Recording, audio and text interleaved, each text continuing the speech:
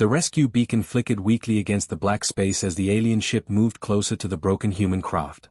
Captain Velthari pressed her 4 blue hands against the control panel, her large eyes focused on the small vessel floating helplessly among the stars. "One human inside," said her officer, a tall gray creature with long fingers. "He is alive but not awake." The captain nodded. She had never seen a human before.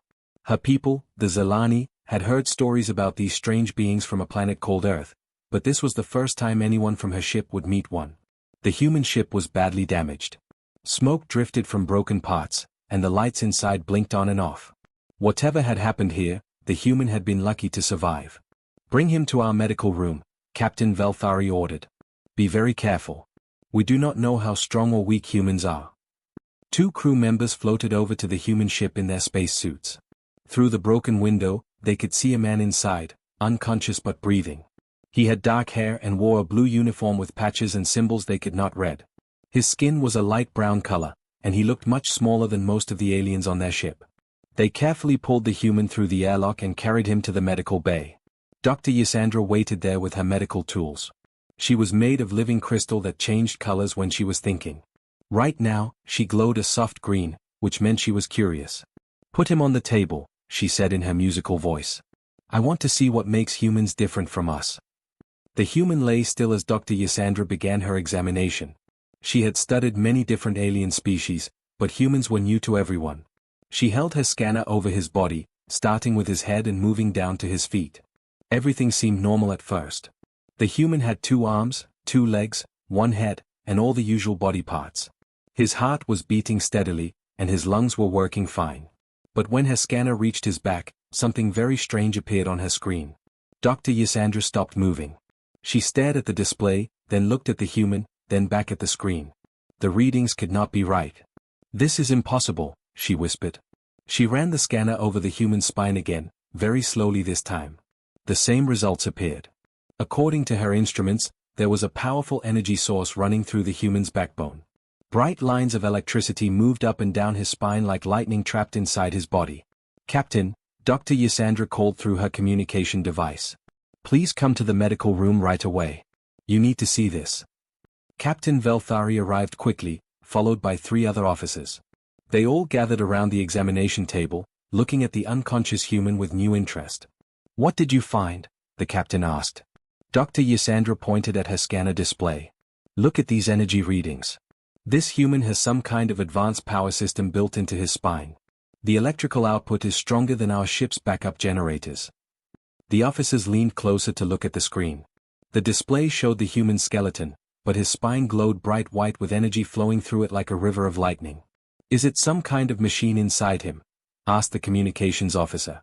"It must be," Dr. Ysandra said, changing from green to blue, which meant she was confused. "But I cannot find any metal parts or artificial components. If this is technology, it is more advanced than anything in our databases." Captain Velthari studied the readings carefully. Her people were known throughout the galaxy for their scientific knowledge, but she had never seen anything like this before. "Could it be a weapon?" she asked. "I do not think so," Dr. Ysandra replied. "The energy is flowing in patterns, like it is carrying information. But the power levels are incredible. This human could probably run our entire electrical system just by touching the right connections." The medical room fell quiet except for the soft beeping of the monitoring equipment. Everyone stared at the sleeping human with a mixture of wonder and worry. "How is this possible?" the captain asked. "Our intelligence report said humans were a primitive species. They barely have space travel, and their technology is thousands of years behind ours." Dr. Ysandra ran another scan, focusing on the human's brain. "Maybe they are not as primitive as we thought. Look at this neural activity. His brain is processing information at incredible speeds, even while he sleeps. And all of this electrical energy seems to be connected to his thinking system. So he is like a living computer?" "More than that," the doctor said, now glowing bright yellow with excitement. "He is like a biological power plant and supercomputer combined into one body. If humans can do this naturally, they might be the most advanced species we have ever encountered." Captain Velthari looked at the human's peaceful face. He seemed so ordinary, so fragile compared to her own people. But inside his body was technology that could change everything they knew about biology and engineering. "When will he wake up?" she asked.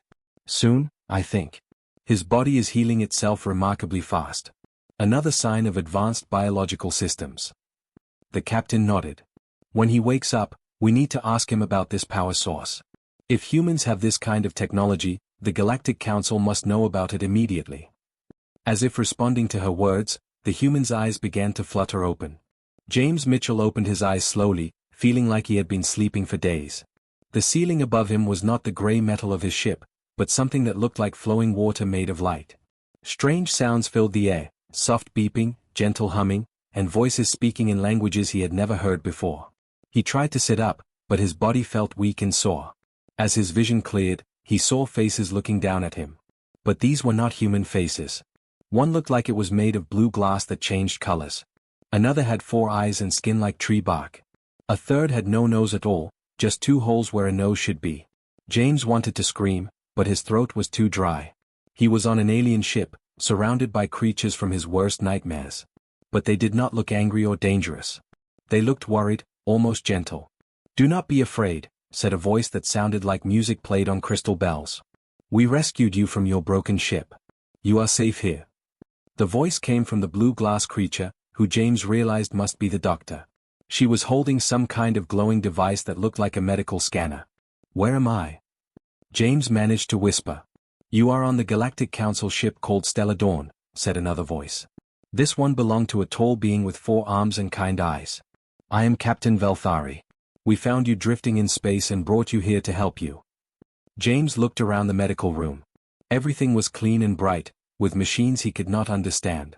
But it felt like a hospital, and that made him feel a little better. "Thank you," he said. "How long was I unconscious?" "2 of your Earth days," Dr. Ysandra replied. "We have been taking care of you and learning about human biology. Which brings us to something very important we must discuss." The captain and several other aliens moved closer to his bed. James noticed they all looked excited and confused at the same time. "Human James Mitchell," Dr. Ysandra said, "we need to know about your cybernetic enhancements." James stared at her blankly. "My what?" "The advanced technology in your body," the doctor explained. "The power generation system in your spine. We have never seen such sophisticated biomechanical integration. Your civilization must be far more advanced than our reports indicated." "I'm sorry," James said, trying to understand what they were talking about. "I don't have any technology in my body. I'm just a regular person." The aliens looked at each other with expressions that clearly showed disbelief. Dr. Ysandra held up her scanner and showed James the display. On the screen, he could see what looked like his skeleton, but his spine was glowing bright white with lines of energy flowing through it. "This is what we see when we scan your body," she said. "Your spinal column is generating enormous amounts of electrical energy and distributing it throughout your system. This cannot be natural biology." James looked at the screen, then back at the concerned faces around him. "That's just my nervous system," he said simply. The medical room became completely silent. Even the machines seemed to stop beeping for a moment. "Your nervous system?" Captain Velthari repeated slowly. "Yes," James said, still confused by their reaction. "That's how human bodies work. Our nerves use electrical signals to send messages from our brain to the rest of our body. Doesn't everyone know that?" Dr. Ysandra's crystal body began flashing different colors rapidly: blue, green, yellow, then back to blue again. She was clearly very excited or very confused, maybe both. "Most species use chemical signals for neural communication," she said, speaking quickly. "Simple chemical transfers between nerve cells. But what we are seeing in your body, it is like you have a compact power plant built into your biological systems." James sat up straighter, finally beginning to understand why they were so amazed. "Are you saying other species don't use electricity in their bodies?" "Not like this," said the communications officer, a gray being with large black eyes. "Our nervous systems send chemical messages. Slow, simple, basic. But your system." He gestured at the scanner display. "Your system is like having lightning running through your body, controlled and directed." Dr. Ysandra pulled up more data on her holographic display. "Look at these comparisons," she said, showing James brain scans from different species. "A Zelani brain uses approximately 12 watts of power. An Altrian brain uses 8 watts. A Cromlech brain uses 20 watts. Your human brain uses 75 watts and generates its own electricity." James looked at all the different alien brain scans, then at his own. His brain was definitely brighter and more active than the others. "So humans are different?" he asked. "Different?" Captain Velthari laughed, a sound like wind chimes. "Human Mitchell, your species appears to have evolved a biological system that most of our civilizations can only achieve with advanced technology. You are not just different, you are extraordinary." Dr. Ysandra was now glowing bright yellow with excitement. "This changes everything we know about evolution and biology. If humans naturally generate this much bioelectricity, your species might be the most evolutionarily advanced we have ever encountered." James looked down at his hands, trying to imagine electricity flowing through his body. He had never thought of himself as special or advanced. He was just a space pilot who had gotten into trouble and needed rescuing. "I'm really just normal," he said. "All humans are like this." The aliens exchanged looks of amazement and wonder. "That," said Captain Velthari, "is exactly what makes you so remarkable." 3 days had passed since James woke up on the alien ship. He was feeling much better and had been helping Dr. Ysandra in her laboratory, learning about different alien plants and how they grew in space. The Crystal Doctor had become his friend, always eager to learn more about human biology while teaching James about galactic science. James was examining a strange purple flower that glowed in the dark when all the lights in the laboratory suddenly went out. Emergency red lights came on, and loud alarms began ringing throughout the ship. "What's happening?" James asked, looking around the now dim room. Dr. Ysandra's crystal body turned bright orange, which James had learned meant she was worried. "That is the emergency alarm," she said. "Something is very wrong." Captain Velthari's voice came through the communication system, sounding urgent and stressed. "All crew members to emergency stations. We have lost main power. Hull breach in Section 7. This is not a drill." James followed Dr. Ysandra as she rushed toward the engineering section of the ship. The corridors were filled with aliens running to their emergency positions, their faces showing fear and concern. The emergency lighting cast strange shadows on the walls, making everything look scary and unfamiliar. When they reached the engineering deck, they found Chief Engineer Mordak working frantically at a control panel. He was a large creature with 6 arms, and all of them were busy pressing buttons, turning dials, and holding emergency lights at the same time. Sparks flew from damaged equipment around the room. "Report," Captain Velthari ordered as she arrived with several other officers. "Asteroid hit us harder than expected," Mordak explained, his voice deep and rumbling. "Main power core is offline. Backup generators are damaged. We are running on emergency batteries, but they will not last long." "How long do we have?" the captain asked. "Maybe 2 hours before life support fails completely," Mordak replied. "And we are still in the middle of the asteroid field. Without power for the shields and engines, another impact will destroy us." James watched the aliens work desperately to fix their systems. He felt helpless, knowing nothing about their technology. But then he remembered what Dr. Ysandra had told him about his nervous system and the electricity in his body. "Doctor," he said quietly to Ysandra, "you said my body generates a lot of electrical power, right?" "Yes," she replied, her crystal form flickering between orange and blue. "Much more than any other species we know. Could that power help fix the ship?" Dr. Ysandra stopped moving and stared at him. Her body began glowing brighter as she understood what he was suggesting. "Captain," she called out, her voice excited despite the emergency. "I may have an idea." Captain Velthari turned from the damaged control panels. "What is it, Doctor?" "Human Mitchell's bioelectrical system generates approximately 75 watts of power continuously. If we could create an interface between his nervous system and our power grid, he might be able to provide enough energy to restart our backup systems." The engineering deck became quiet except for the sound of alarms and sparking equipment. All the aliens stared at James with expressions of hope and uncertainty. "Is that safe?" Captain Velthari asked. "We do not want to hurt our human friend." "I don't know," James said honestly. "But if it can save everyone on this ship, I'm willing to try." Mordak looked at his power readings and shook his massive head. "Even if the human could generate enough power, our systems are designed for our technology.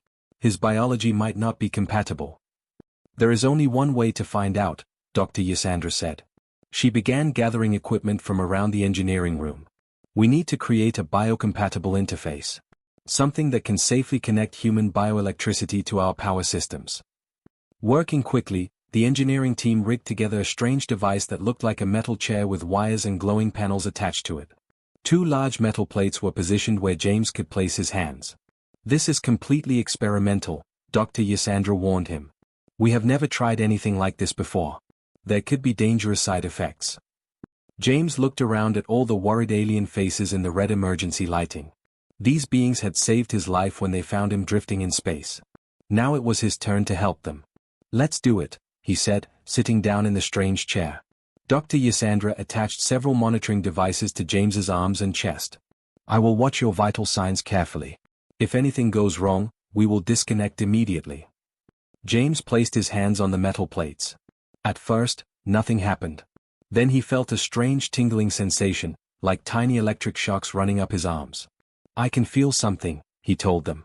Mordak was watching his instruments with all four of his eyes wide open. Incredible, he whispered. Power levels are rising. The human's electrical output is actually interfacing with our systems. Suddenly, the lights in the engineering room flickered back to life. The main display screens began glowing, showing system information and power readings.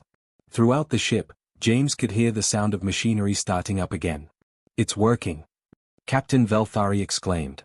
The ship's engines hummed back to life, and the shields activated just as another asteroid bounced harmlessly off their hull.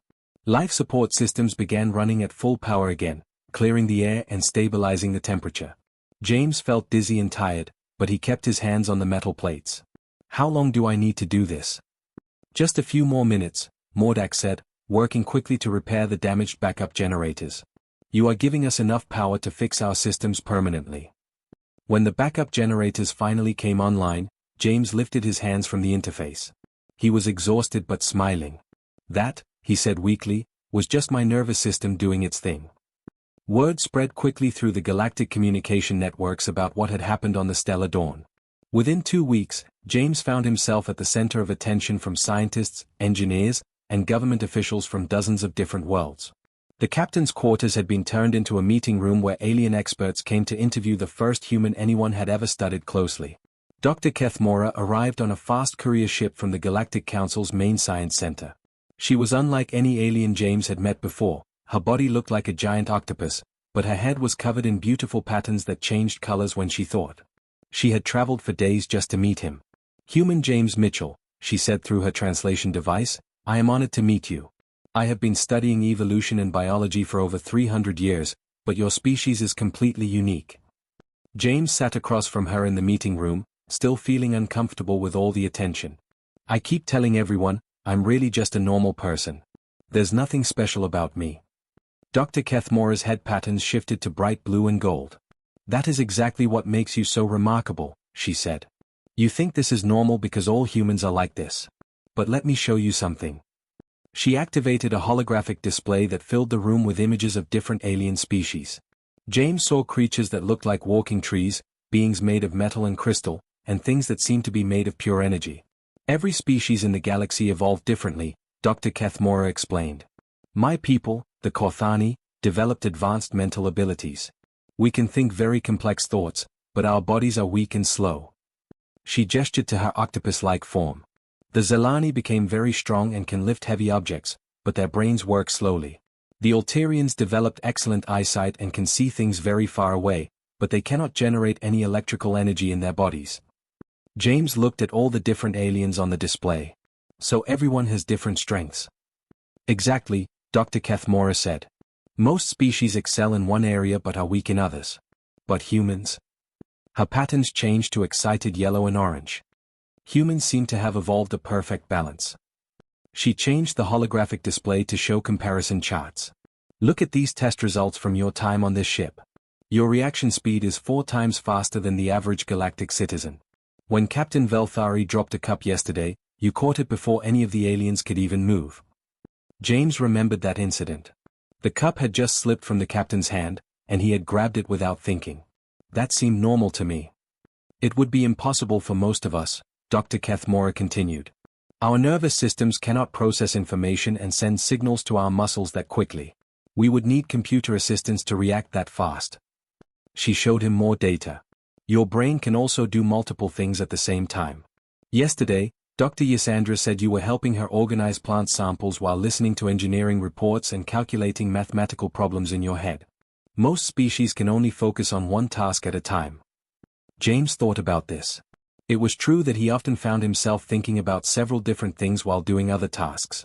He had always assumed everyone could do that. But the most amazing thing, Dr. Kethmora said, her patterns now glowing bright white with excitement, is your bioelectrical system. No other known species generates their own electricity. When we need power for our technology, we have to build generators, solar panels, or nuclear reactors. But humans carry their own power source inside their bodies. She showed him recordings from when he had powered the ship's systems during the emergency. You single-handedly generated enough electricity to run life support for 800 crew members. And you did it naturally, without any technology or external power source. So what does this mean? James asked. It means humans represent something we thought was impossible, Dr. Kethmora replied. Most species have to choose between biological evolution and technological development. Strong bodies usually mean simple brains. Complex minds usually mean weak bodies. But humans evolved both biological efficiency and the ability to interface with technology. Dr. Ysandra, who had been listening to the conversation, joined them at the table. We think humans might be the bridge between purely biological species and technological civilizations, she added. Your bodies are like living machines, but you still have emotions, creativity, and adaptability. James was starting to understand why everyone was so interested in meeting humans. Are you saying we could help other species? More than that, Dr. Kethmora said. Humans could change how we think about evolution itself. For millions of years, we believed that advanced biology and advanced technology could not exist in the same organism. Your species proves that wrong. Captain Velthari entered the meeting room, looking excited. James, I just received a message from the Galactic Council. They want to establish formal diplomatic contact with Earth. They are sending a delegation to meet with your world's leaders. And they want you to be part of the first cultural exchange program, Dr. Ysandra added. Other humans would come here to learn about galactic civilization, while our scientists would visit Earth to study human evolution. James felt overwhelmed by the idea that his rescue had led to first contact between humans and galactic civilization. What if other humans don't want to be studied like laboratory animals? Dr. Kethmora's patterns shifted to gentle green, which James had learned meant kindness. We do not want to study humans like animals. We want to learn from you as equals. Your species has evolved solutions to problems we have been trying to solve for thousands of years. Besides, Captain Velthari added with her wind chime laugh, any species that can power a starship with just their nervous system deserves our respect, not our curiosity alone. James smiled, beginning to feel proud of humanity's unique place in the galaxy.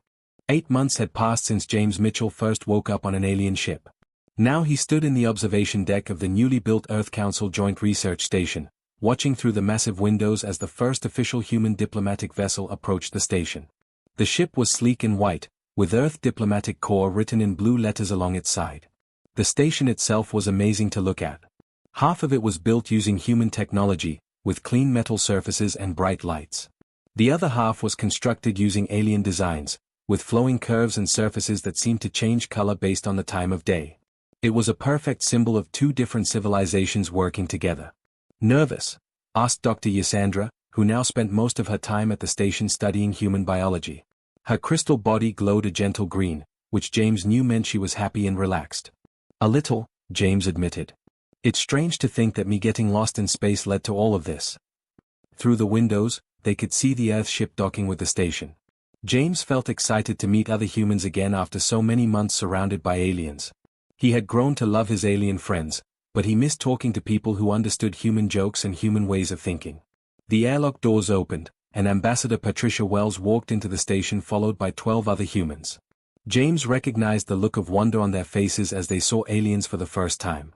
It was the same expression he had worn 8 months ago when he woke up in the medical bay. "Welcome to the station," James said, shaking hands with Ambassador Wells. "I hope your trip went smoothly." "Remarkable," she replied, looking around at the mixed human and alien architecture. "The reports we received about this place didn't do it justice. And you must be the famous James Mitchell who started all of this." James laughed. "I just got rescued by some very kind aliens. Everything else happened because humans turned out to be more interesting than anyone expected." Ambassador Wells introduced her team, which included scientists, engineers, diplomats, and even a few military advisors. Captain Velthari and the other alien leaders welcomed them with a ceremony that mixed Earth and galactic traditions. Later that day, James found himself in the main laboratory watching as the human scientists met their alien counterparts. Dr. Sarah Chen, a neurobiologist from Earth, was working with Dr. Yasandra to study brain scans from both species. "This is incredible," Dr. Chen said, looking at the holographic displays showing human and alien nervous systems side by side. "Our electrical activity is so much more complex than I ever realized. And your bioelectrical output is consistent across all humans," Dr. Yasandra replied. "Every member of your species that we have tested generates the same remarkable energy levels." James watched as the other humans went through the same tests he had experienced months ago. Engineer Mike Johnson successfully interfaced with alien power systems on his first try. Pilot Lisa Martinez demonstrated the quick reflexes that amazed the aliens every time. Even the diplomatic staff showed the rapid thinking abilities that made humans unique in the galaxy. "It's not just individual humans," observed Dr. Keth Mora, who had become the station's chief research coordinator. "When humans work together, their combined bioelectrical fields seem to enhance each other. We have never seen anything like it." This discovery had come about by accident. When 3 humans had worked together to repair a damaged computer system, the aliens noticed that their electrical output increased beyond what any individual could produce alone. It was as if human nervous systems were designed to network with each other. "So we're like biological computers that can link together?" asked Dr. Chen. "More than that," Captain Velthari said, joining the conversation. "You are biological computers that can link with our technology and with each other. Your species bridges the gap between organic life and mechanical systems." James walked over to a section of the laboratory where human and alien engineers were working together on new interface designs. These devices would allow humans to safely connect with alien technology while protecting both the human nervous system and the alien equipment. "How many of these stations are being built?" James asked Ambassador Wells. 15 more are planned," she replied. "The Galactic Council wants to establish joint research facilities throughout their territory. They're particularly interested in having humans help with their energy problems." This made sense to James. Many alien civilizations struggled with power generation and distribution. Their technology was advanced, but it required huge amounts of energy to operate.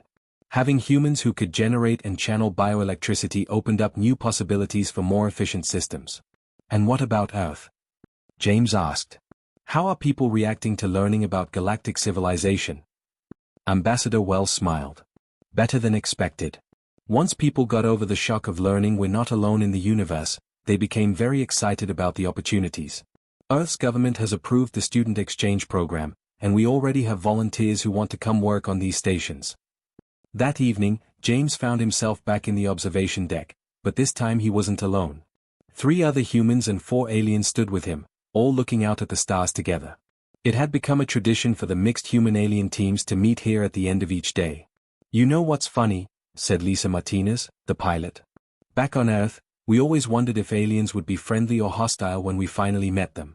We never imagined they'd be amazed by us."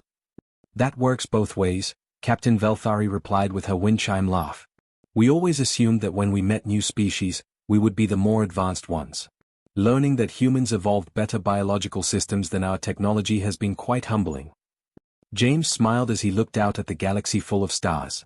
Somewhere out there, more species were probably wondering if they were alone in the universe. Soon, they might discover that they had neighbors who were all learning from each other. "The best part," he said, "is that this is just the beginning.